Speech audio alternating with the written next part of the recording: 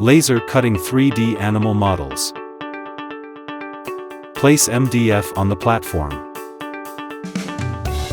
Press the autofocus button to obtain the optimal focal length.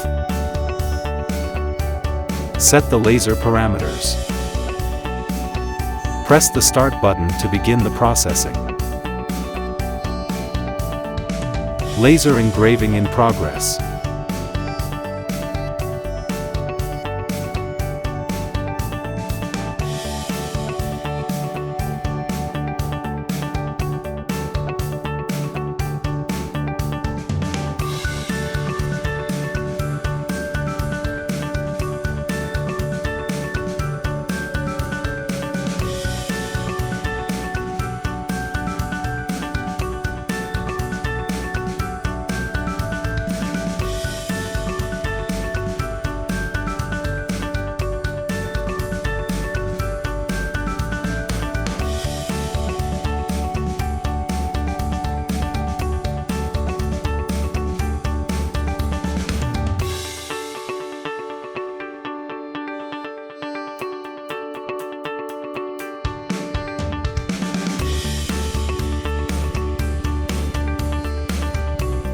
Assemble the sample.